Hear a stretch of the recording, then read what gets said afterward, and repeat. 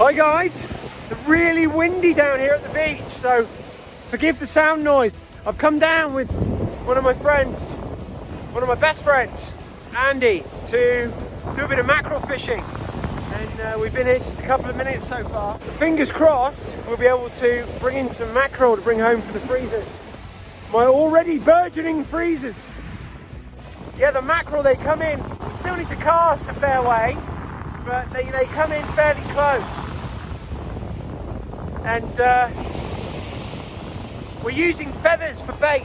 So strictly speaking, not a bait, but just a row of colourful hooks, basically, because mackerel are real shoal fish. They live in massive shoals.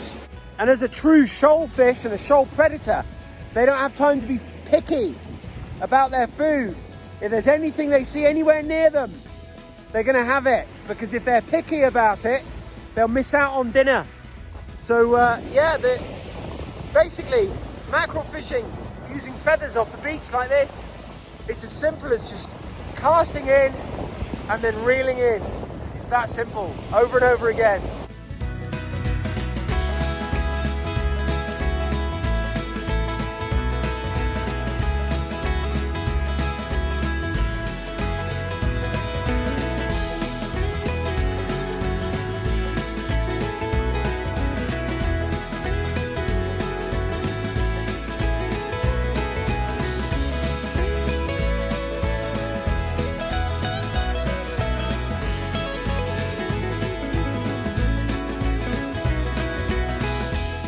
So we've been at it for about an hour and so far nothing.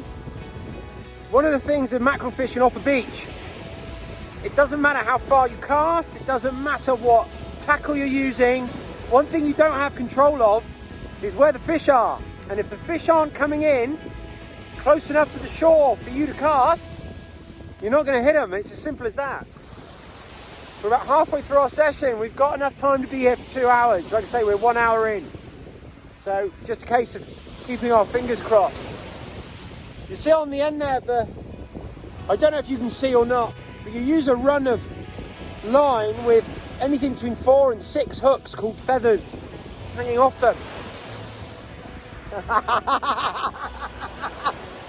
Andy just cast it about 3 meters in front of him and almost went in the water at the same time.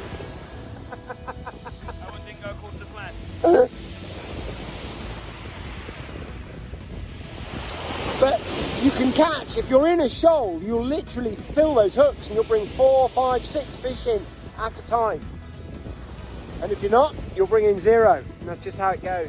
To cast as far as you can, we're using a 4-ounce weight and we're putting that much pressure on the line that I have to wear a glove because it literally rips my finger. It will cut my finger.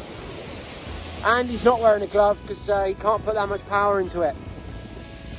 Most people don't wear gloves, so maybe I've got baby fingers that are really delicate, or maybe I'm just putting that much power into my cast.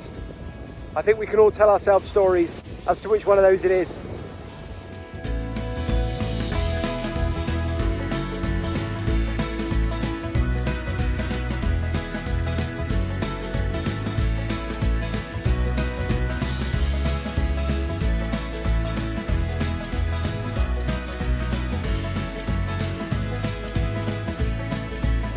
And where we are, I'm really fortunate where we live. We live within an hour's drive of this, which is Chesil Beach.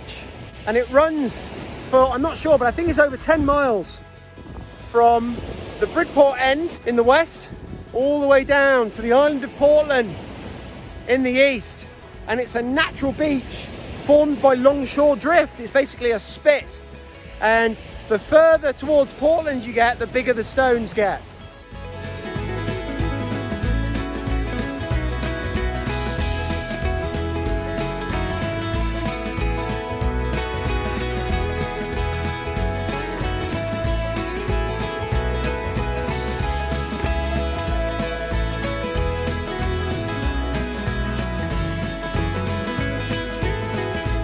So that's it, we're calling it a day.